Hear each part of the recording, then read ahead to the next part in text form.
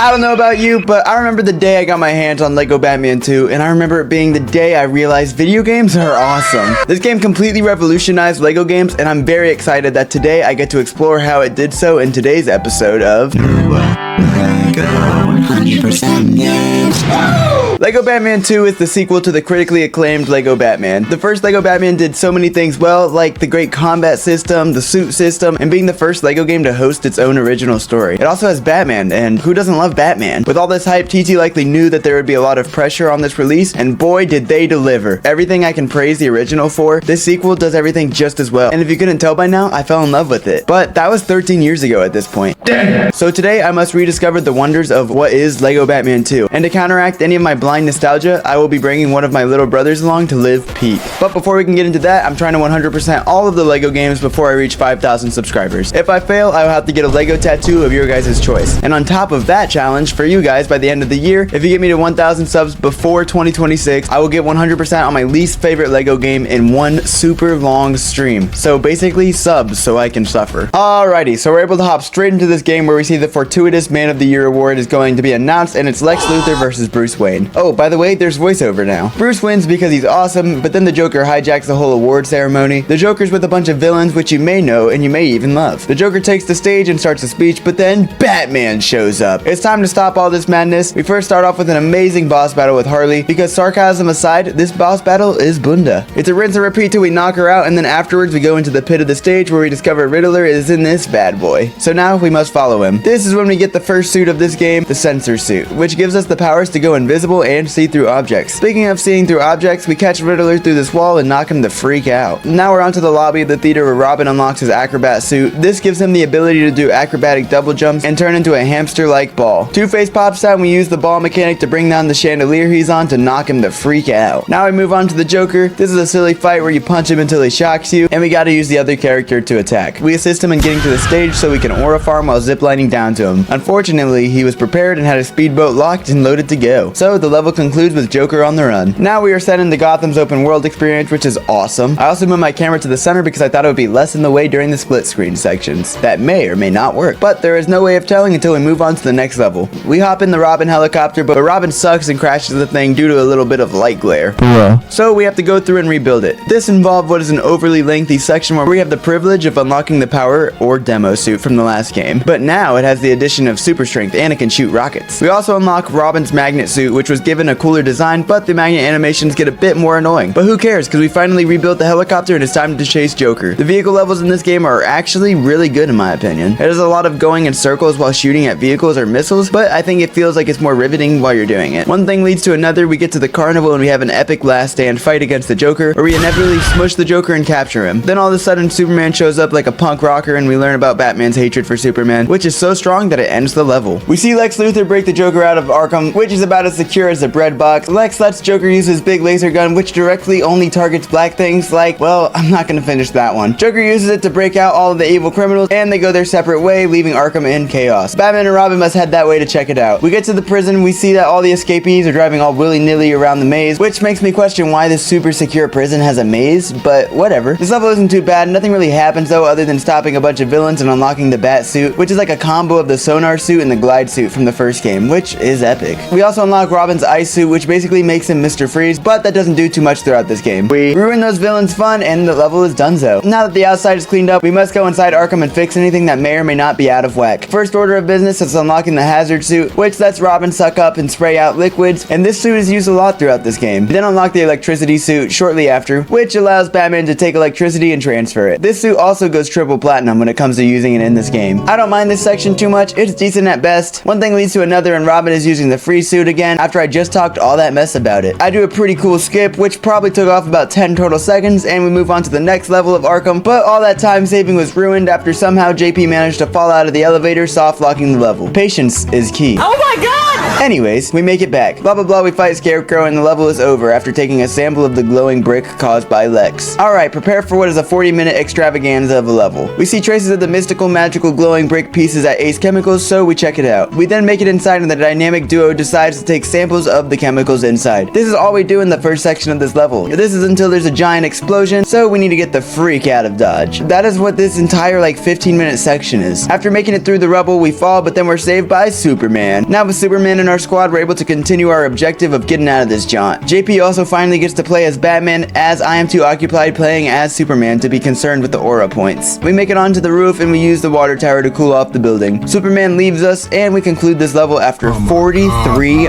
minutes. Now my younger brother Nash has joined and we must follow Joker and Lex in a vehicle level. This is another example of really just going in circles and shooting a lot, but it is still enjoyable. After doing damage to the giant truck, Batman and Robin hop aboard. We do a decent amount of puzzles and make it to a central area where there's kryptonite they made using chemicals, and the Joker makes Batman and Robin fall off. We then see Joker disassemble the Batmobile using Lex's death to the Black's death ray. We make it back to the Batcave with the kryptonite they made somehow, and we realize it doesn't actually have all the properties of kryptonite, which is strange. But we find out it was actually just a tracker this whole time, and it was a trap to reveal Batman's stash of kryptonite to Lex and Mr. J! We now have to fight them inside the Batcave. This section is basically us taking control of different bat vehicles and shooting at the evil duo a little bit before they destroy the vehicle. After that section's over, we try to go up an elevator, but Joker uses his evil ray to destroy it and leaves Batman and Robin hanging in the shaft. This is until Superman comes by and saves them when the Joker blows up the whole place. Now that we once again have Supes on our team, we go up the different levels of the Batcave and try to escape. The next section is one of the sections of this game. It may have been because I had to play as Robin while JP got the glory of being Superman, or maybe it's because I hate all these silly sections. But no fret, they are over and we make it safe and sound. This level's over, by the way. Now we see Lex and Joker continuing to work together, but so are Batman and Superman. If there was a bad vehicle section in this game, this would probably be it. Only because there isn't a lot happening other than Superman beaming the gold things. Once we damage the aircraft enough, we're able to begin infiltrating the inside. This part of the level is pretty chill. Honestly, nothing too bad other than the kryptonite sporadically placed, making Superman back away when I was in the middle of doing things. That being said, Batman and Superman still continue through the ship. Once we make it to Lex and Jonkler, they get us with the good old trap door and Superman has to save us. And we end off the level by seeing the construction of Joker's giant mech. With that level finished up, we took some time inside the open world. I personally used this time to get some red bricks so that I could get stud multipliers and become filthy rich. And JP did some driving or something. I don't really know. I will say he thought it was annoying how every time I had to open the map, it took the whole screen and he couldn't do anything. No matter though, because after grabbing ×2 and ×4, they stack up and that gives us a whopping ×8, which means every stud is now 8 times as valuable. Alright, now that we're rich, we're able to meet with Lex Luthor, but we must first go through his receptionist who turns out to be an evil murder robot, which is sick, I suppose. We have a full-fledged fight against a boss that is literally called the Secretary, and after bombing Lil Bro a bit, he's taken out. We can only hope that Lex wasn't having any relations with this secretary.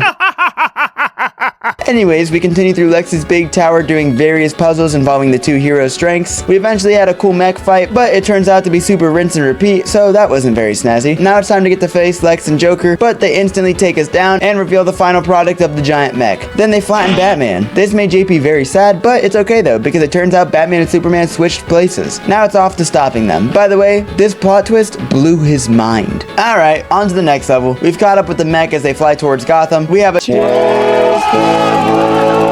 but this time we're the chasers as we pursue Super Joker. Supes and bats make it onto the back of the mechanism and we attempt to weaken it so that it can no longer fly. After enough damage, Lex pulls out Superman's weakness rock and makes him fall off and follows it up with Batman's weakness to death to get Batman to jump off as well. That brings this level to a close. Since we did damage to the mech, it fell onto Gotham, so Superman and Batman follow it where it landed. Speaking of following something, you guys should subscribe to the channel if you've been enjoying so far. That made more sense in my head, but I'm not gonna cut it out of the video. They end up getting smushed and stuck in the metro station. Now we must attempt to make our way out while the mech destroys stuff around us. Superman is also feeling the effects of kryptonite still, so that's not very Sigma. We do a bunch of dookie until finally we make it to the train, and the whole time we're attacked by the clown mech. We get to the front of the train and stop at a proper train stop to be able to leave the underground areas and finish out this level. We notice that Lex is giving a speech at City Hall because he's trying to become president or whatever, and the Joker hits everyone with Joker gas to love Mr. Luthor so that he can win the election. There are a few political jokes I can make in relation to the corrupt criminal trying to become president, but but it is low-hanging fruit, and I would never do that. Anyways, Batman and a weakened Superman have the goal of taking down the mech so they can stop whatever this is that is going on. Using a plethora of abilities, both Bruce and Clark manage to get to the point where they have scaled the building and are on top of it. JP gets unlucky trying to cross his gap and flashes the big old clown. Now that we've damaged the mech, Superman pulls a Ron Weasley and sacrifices himself for the greater good of the mission.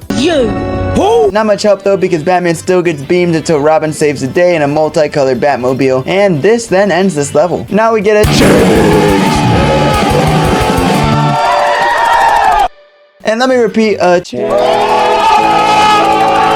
The entire level is a chase. It's one circle around Gotham repeatedly until you've damaged the mech enough. Pretty simple, honestly, but I enjoyed it. We realized that Batman and Robin were trying to attract the attention of the Justice League, which is cool and all, but why not just call? Earlier in the game, we see they're perfectly capable of doing this. Whatever though, the Justice League members are on their way. The Sinister Two use their mech to cause destruction to Wayne Tower for no reason other than the love of the sport of hating, so Superman must save it because he's all better now, I suppose. Then Wonder Woman gets there and assists Superman. Green Lantern and Cyborg now arrive to assist Batman and Robin as they make their way inside, and this place is getting messed up. We're immediately introduced to Green Lantern's ability to interact with green buildable items and Cyborg's magnetic abilities on top of his super strength. Oh, also he has laser eyes, so he's kind of stacked on abilities. We keep progressing through the crumbling building until we make it to the roof where the mech is currently inhabiting. Some more puzzles pass and we get to battle the mech once again. We shoot it with missiles enough until green pieces fall out to make a Green Lantern train slam into the mech and enter a free falling section. When we reach the falling giant robot death machine, Joker is shooting rockets at us with a whack-a-mole style boss fight. We repeat this a couple more times, and oh my gosh, how tall is this tower? Comment tall all tower if you made it this far into the video. The last level starts with the crashing of the mech and the arrival of Flash. This level's pretty decent. I honestly think they should have merged it with the last level and had this be kind of like the 45-minute long level, you know, if they wanted to do that sort of thing, but I'm not one to judge. The first section had us break into the head until the Joker falls out and we give him straight belt. Then Lex comes out with his mech suit, which I had the Lego set of as a kid, no flex. We have to try and defeat him. Eventually we make an Andre Iguodala level threat death beam to destroy Luthor in his smaller mech, and Batman gives him the beatdown. Everyone's imprisoned and we learn a lesson about the power of friendship, and this concludes the legendary story of Lego Batman 2. With the story complete, it's time to go through and clean the game to 100%. For this game, it includes going through this game's honestly impressive extensive open world. Inside there's gold bricks, red bricks, vehicles, races, and a variety of supervillains ready to be fought in order to unlock them. On top of that, we will also need to clean all the levels and get all the mini kits, true heroes, and civilians in peril. To assist in the cleanup, I recommend grabbing all the red bricks for stud multipliers, mini kit detector, gold brick detector, and people in peril. These will all greatly improve your experience and make the cleanup hardly an inconvenience. So instead of going through my usual montage, I'm just going to narrate all the different gold brick milestones I hit and all the level completions. So if you look right here, I get a mini. Just kidding!